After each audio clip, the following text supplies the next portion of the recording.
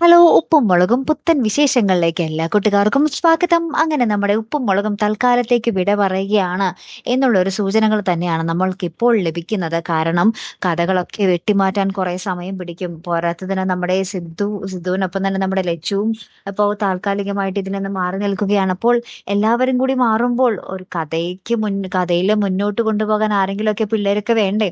പക്ഷെ ആ ഒരു ഇത് കാരണം നമ്മുടെ ഉപ്പും മുളകും തൽക്കാലത്തേക്ക് നിർത്തി. ഇനി ഉപ്പും മുളകും സീസൺ 4 തുടങ്ങാനാട്ടോ നമ്മുടെ അണിയറ പ്രവർത്തകരുടെ ആ ഒരു തീരുമാനം. അപ്പൊ ആ ഒരു തീരുമാനത്തോട് നിങ്ങൾ യോജിക്കുന്നുണ്ടോ? അല്ലെങ്കിൽ ഈ പിള്ളേരെ വെച്ച് തന്നെ ഈ ഒരു കഥകൾ മുന്നോട്ട് കൊണ്ടുപോയാൽ മതിയോ? അല്ലെങ്കിൽ ലച്ചുവും സിദ്ധുവും ഇല്ലാത്ത കഥ ഉപ്പും മുളകും ഇനി ആവശ്യമുണ്ടോ? എന്നുള്ള കുറെ ചോദ്യങ്ങളൊക്കെ പ്രേക്ഷകരോടുണ്ട് ട്ടോ.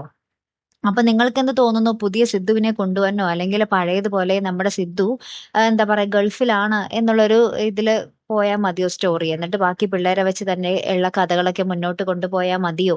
ഇനി നമ്മുടെ സിദ്ധുവിന്റെ ആ ഒരു നഷ്ടം നികത്താൻ വേണ്ടി നമ്മുടെ മുടിയനെയോ അല്ലെങ്കിൽ നമ്മുടെ ദിയയെയോ ബാലുവിനെയോ ആരെങ്കിലുമൊക്കെ തിരിച്ചു കൊണ്ടുവന്നാൽ അതും നല്ല കാര്യം തന്നെ ആയിരിക്കും അല്ലെ പ്രേക്ഷകരെ?